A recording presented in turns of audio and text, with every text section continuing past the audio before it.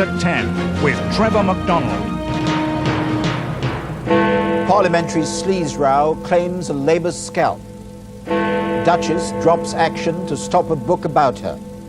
Remembering Dunblane, a tribute to the children. And blast off for Britain's rocket car. Good evening. Labour was drawn into the political sleaze row tonight after one of the party's senior spokeswomen was forced to resign. Baroness Turner had told ITN that the lobbyist Ian Greer had done nothing wrong in his relationship with the Conservative MP Neil Hamilton. But the Labour pair, who is the director of Mr Greer's company, later agreed that it would be inappropriate for her to stay on Labour's front bench. Mr Hamilton, meanwhile, denied new allegations today that he'd accepted gifts from Mr Greer worth thousands of pounds. Here's our political correspondent Jackie Ashley. Tonight, Labour found itself caught up in the parliamentary sleaze affair as Baroness Turner resigned after strongly defending the lobbyist Ian Greer. I did firmly believe, and I do still firmly believe, in the innocence of Ian Greer, and I will continue to support him while I believe that. Baroness Turner is a paid director of Ian Greer Associates. While there's no suggestion she'd done anything wrong, that and her defence of Mr Greer infuriated the Labour High Command. Tonight, Tony Blair was making the best of it. Well, I think it's a great contrast, actually, the way that we deal with this and the way the Conservatives have. And I think she did the right thing in standing down in the circumstances and doing it straight away. Neil Hamilton, meanwhile, was dismissing further allegations that he'd partly furnished his luxury Cheshire house with purchases on Ian Greer's accounts and from gift vouchers. He was given gift vouchers from Harrods on more than one occasion. What sort of sums were they for? £1,000, £2,000 around Christmas time and around the time of his wife's birthday. Mr Al-Fayed also claimed that he sent details of all donations allegedly made to Mr Hamilton to the Commons Committee on Members' Interests 2 years ago. He attached to those letters a list of all the payments that he'd made to Mr Hamilton at Mr Hamilton's request. Mr Al-Fayed offered to come before the committee and give evidence to them. He was not called, much to his dismay. Mr Hamilton denied all that and said the introductions he'd made for Mr Greer were all above board. No, but this is going back 8, 9 years when the climate was completely different, and in any event there was no political obligation created as a result of my introducing these firms to Ian Greer. John Major, tonight meeting sports personalities, had earlier confirmed government will cooperate fully with the Parliamentary Commissioner's inquiry. We set the machinery up, or supported the establishment of that procedure in months gone by, and we want to see it work and work fairly. Mr Greer said he'd cooperate too. And I will cooperate fully. Delighted to do so. And Tory party chairman Brian Mawhinney emphasised the party's guidelines in a letter to constituency chairman. He said no donations should be accepted which have strings attached, contain illegally obtained monies from foreign governments or royal families or from an unknown source.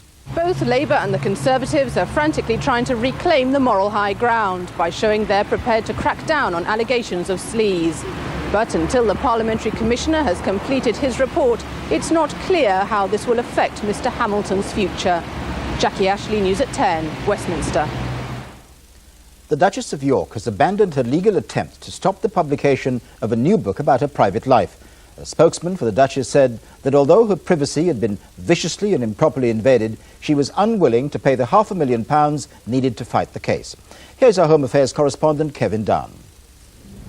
There you go. A champagne toast tonight for publisher Michael O'Mara and author Alan Starkey. Congratulations. Yeah. You're allowed to publish your book, Fergie, Her Secret Life, which was launched only yesterday at the Frankfurt Book Fair, is an account by Dr. Starkey of the Duchess of York's controversial relationship with their mutual friend, John Bryan, the Texan financier who was photographed with the Duchess on holiday. Only last week, she insisted she would continue to fight to ban the book, despite being required to lodge £500,000 with the High Court in case she lost. Now, she has backed away. I feel for her. I still have feelings for her, and I wish her well. I hope that she pays a lot of attention to that book when she reads it, and I hope it helps her. The Duchess's change of mind follows lurid claims in the press this week by a Greek-born fortune teller but the book's publisher says it is a much more serious work. Alan found himself in the middle of what one could only call a bizarre relationship. That was a roller coaster ride for all concerned, which left the Duchess with a world-famous overdraft, Brian bankrupt. The Duchess said through a spokesman she was unwilling to lodge the £500,000 the High Court had demanded. Her decision, though, also saves her a potentially embarrassing appearance in the witness box. Kevin Dunn, News at 10, at the High Court. The militant Islamic group Hamas urged Palestinians today to resume their violent struggle against Israel once Friday's prayers are over. Tonight, the Israeli Prime Minister Benjamin Netanyahu, who is due to hold talks with Yasser Arafat at the weekend, called for calm. But as our Middle East correspondent Robert Moore reports, tension remains high. In the West Bank and Gaza, there is only further bitterness in response to the Washington summit. Across Palestinian society, it is being judged an overwhelming failure, one that could so easily trigger fresh violence. On the streets, the slogans are of revenge and the possibility of war. And Prime Minister Netanyahu's tough stance is blamed. Another Palestinian family was grieving today. Their 13-year-old son shot dead for throwing stones at soldiers. And even among moderate Palestinian leaders, patience is running out. We are not interested in public relations exercises. We are interested in actual policy making and actual implementation. With their armor ringing Arab towns, the Israeli military has warned Palestinians that further unrest will be met with the firepower of tanks. Into this volatile atmosphere, Prime Minister Benjamin Netanyahu has returned to Israel. His right-wing supporters celebrating what they say was his refusal to cave in under Arab or American pressure. This evening he went on Israeli television, directly addressing the Palestinians. I ask you not to go into mourning, he said, and pleaded, don't lose hope. Palestinian and Israeli negotiators will meet again this weekend, trying to revive the peace process. But they may be overtaken by events. Islamic militants are now urging Palestinians to mount a new uprising, demanding what they call a total confrontation with Israel. Robert Moore, News at 10, Jerusalem. The driver of a coach which crashed, killing 13 pensioners, was cleared of dangerous driving today. Stephen Brown was found guilty of the lesser charge of careless driving and fined £500. He was at the wheel of a coach carrying members of the Royal British Legion Club when it crashed on the M4 last May. The horrors of the Dunblane massacre were recalled at the Labour Party conference today. A spokeswoman for the families of its victims gave a chilling account of the tragedy and made an emotional plea for handguns to be banned. The Labour leadership also won a key vote on a wider weapons issue. A left-wing motion to scrap the Trident nuclear programme was comfortably defeated. Our political correspondent Tom Bradley reports. For years, the nuclear issue was a thorn in the Labour leadership's side, but calls to scrap Trident were rejected again today, though not before one man hinted the debate was being rigged. There's been no opposition call in this debate at all to some of the motions. Robin Cook let him have his say, but to no avail. Later, Tony Blair's draft manifesto went through smoothly too, but the best received speech of the day was from one of the founders of the Snowdrop movement in Dunblane. She got a standing ovation even before she began, and she went on to talk about the day the killer Thomas Hamilton entered the school. His earmuffs served a dual purpose: to lessen the noise of gunshot, but also to block out a noise he would not have been used to on the target range: the screams of terrified infants. 3 minutes, 1 pistol, 105 bullets fired. 17 dead, 14 injured, and 1 child who stood and watched it all. Her call for a total ban on handguns was greeted with another ovation, though it would take the party further than it's promised. The memorial service is due next week, and they ended with a minute's silence.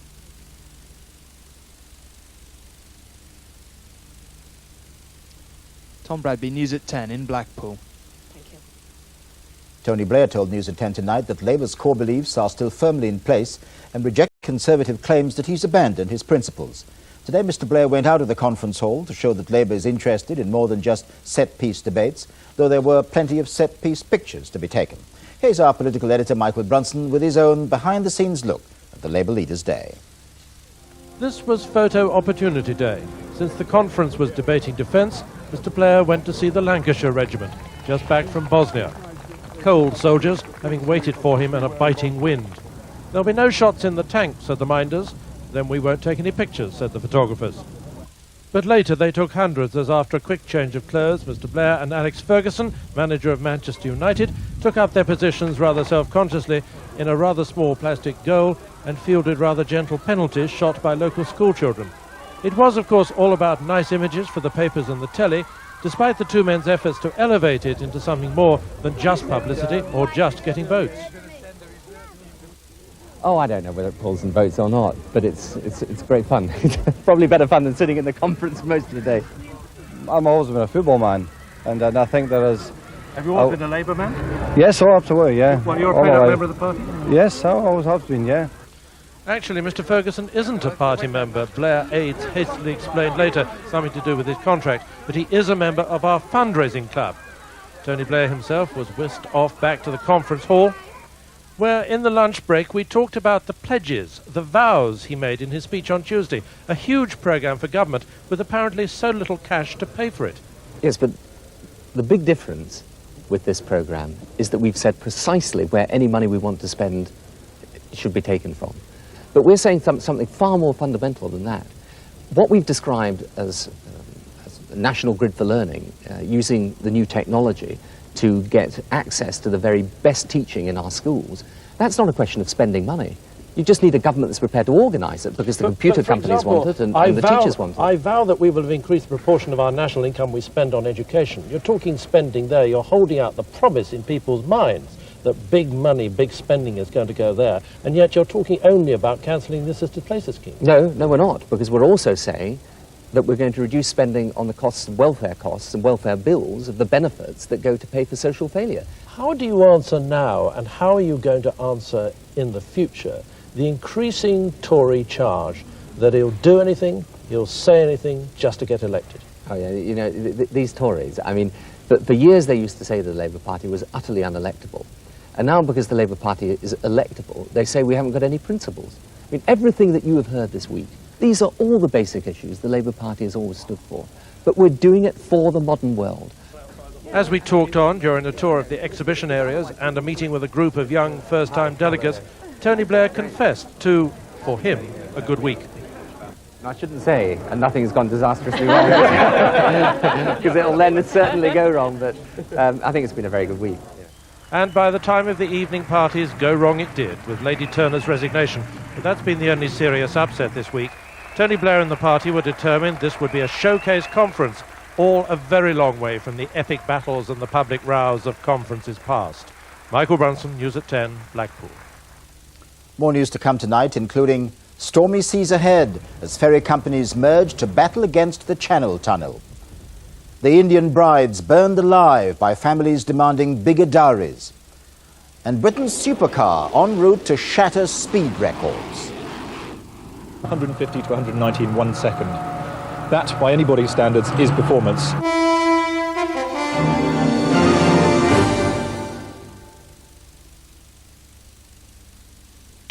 United Airlines proudly present their new jet.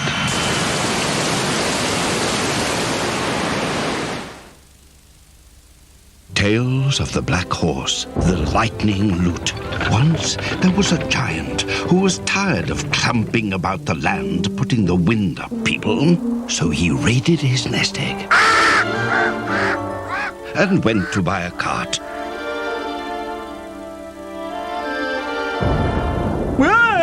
Where's these giant carts then, eh? How much have you got? Now you'll need twice as much. I'm a bit short at the moment. Don't worry, I know just the people. Now the cart salesman knew that Lloyd's Bank can agree a personal loan on the spot. Sorry. Perfectly all right, sir. See, what did I tell you? And the moral of our story, if you need to get your skates on, come to Lloyds Bank for a personal loan. The Lightning Loan, another legendary service from Lloyds Bank. American Express, how may I help you? Let's see. Business class, I'll seat as usual. Travel insurance? Yes, I'm sure we can find a plan to suit you. Our credit card would let you spread payments over time. Right now, you have enough points for a flight to Paris. You have enough points for dinner for two in your area. We've made an arrangement just for our customers. I was just calling to check everything turned out all right. Glad we could help. Maybe it's time you let American Express help you do more. This place is such a mess.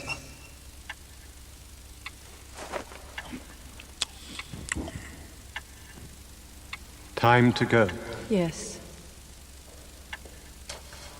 See you tonight, dear. Yes. Cusson's Imperial Leather. Because some indulgences you can never give up.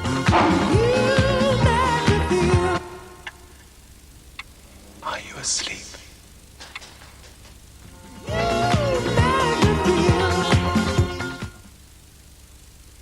Let's have a look in my dad's study. Hey, I wonder what he's hooked up to. Are you kidding? He'll go berserk. The 1996 Car of the Year. 2 different cars built around one vision. Fiat Bravo 3-door hatchback, Fiat Brava 5-door fastback. Let's take a closer look. No, look, I'll do it. Wow. Imagine driving them. You're not old enough to drive. Hey, a digital stereo. Multi-valve engines. Fiat Bravo, Fiat Brava. A choice, not a compromise. Which should we get then?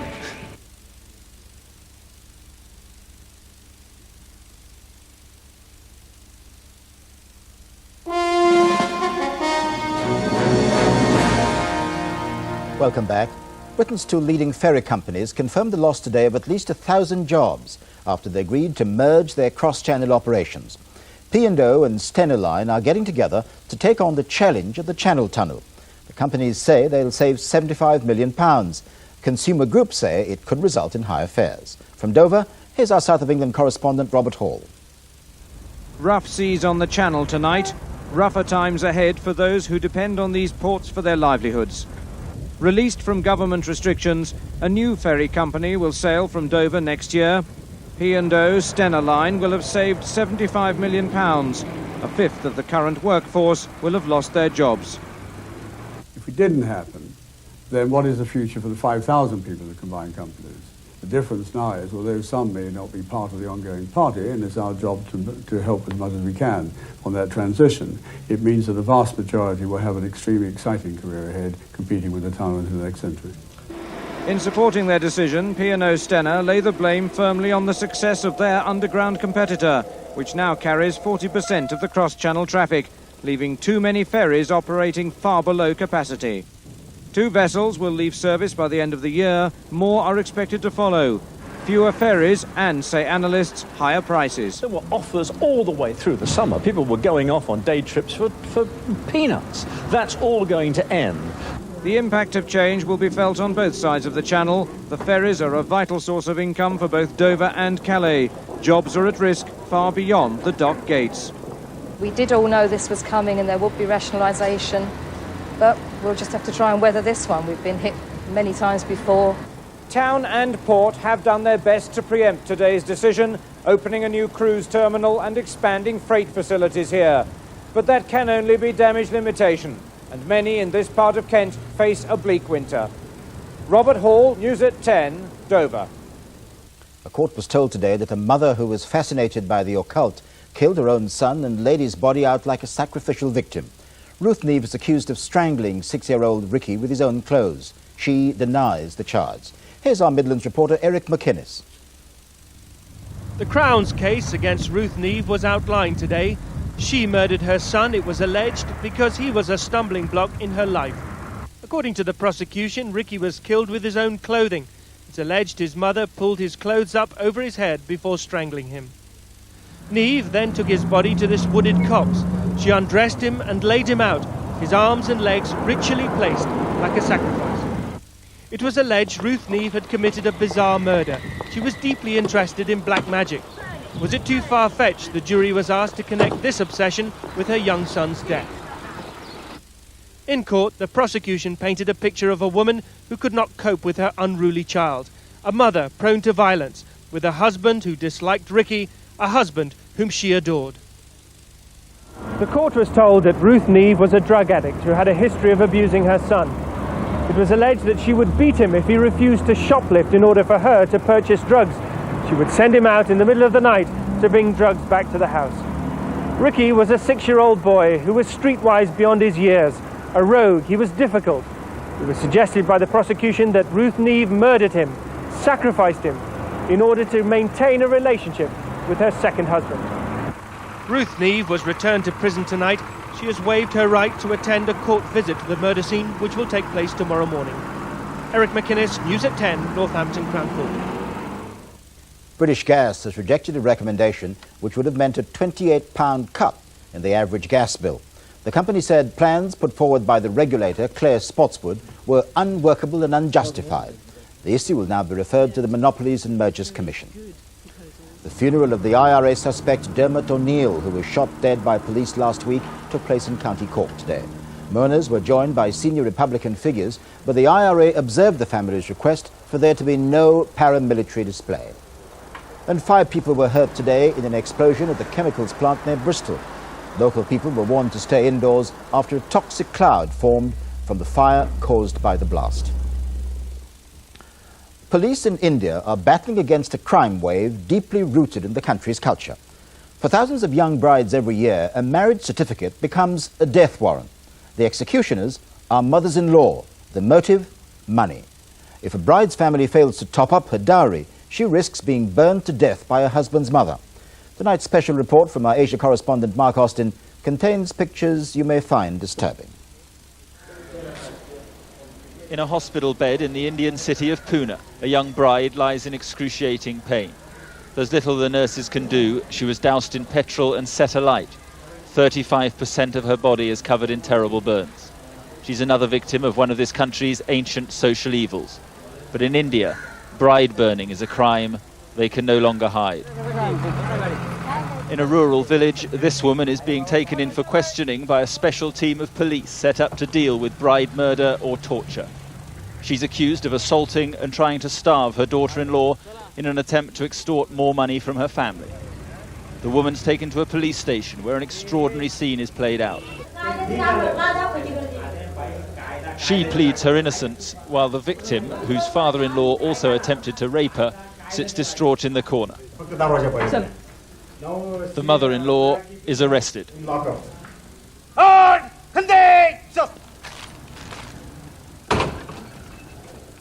Central Prison in Pune. It's here you'll find some of the worst perpetrators of such deeds. Frail women seemingly incapable of murder. But in this one state, hundreds of women face charges of bride torture, and dozens are already serving life sentences for burning alive their daughters-in-law. She done with matchstick, and that is why the daughter-in-law was burnt. Some social workers believe it's a crime born of ignorance, and these aging women should be released and educated, not kept behind bars. But police and prison chiefs in this state believe the only way to rid India of what they call this social evil, this horrendous crime, is to treat these murdering mothers-in-law just like other killers and lock them up for life. In Central Prison, the Inspector General is telling the women that where before the authorities failed to pay adequate attention to the killings, now, in modern India, they must act. There is social awareness now, and nobody is sympathetic with these women who have burned their brides. I will not marry in my life. That's the view of 17-year-old Nisha Jadhav, whose newlywed sister is back home after her in-laws locked her in an outhouse and threatened to set it alight. All they wanted, says Nisha, was more and more money. Dowry system is this, only dowry system. It's a bad system. Yeah. These should be India's brides of the next decade. But increasingly, better educated teenage girls are reluctant to become slaves to the dowry system. and a campaign is underway to change social attitudes. And as the funeral pyre burns for another victim, the women of this country know it's a fight for their future and a fight for their lives. Mark Austin, News at 10, Pune in India. The main headlines again tonight. Labour was drawn into the political sleaze row tonight after Baroness Turner, senior spokesperson in the Lords, resigned. And some late news this evening, the main prosecution witness in the trial of 3 soccer stars accused of match fixing has tonight been charged with attempting to pervert the course of justice. Zimbabwe businessman Chris Vincent will appear before magistrates in Aldershot tomorrow. And finally, an update on the British attempt to build the first supersonic car. News at 10 has been given unique access to follow the progress of Thrust 2, the brainchild of land speed record holder Richard Noble. The car's now broken through an important barrier during testing, though it wasn't the sound barrier. Here's ITN's Norman Rees. Farnborough Airfield is used to high-powered jet prototypes, used to big-name test pilots. But driver Andy Green and Thrust SSC are something entirely different. Andy is an RAF Tornado pilot with just one ambition: to break the sound barrier on land. His car, driven by twin Rolls-Royce jet engines, has the power of 2 Royal Navy frigates, and it's just beginning to show what it can do. On this next run, start to 195 miles an hour and engine shutdown takes just 10 seconds. 15 miles an hour, clear to roll.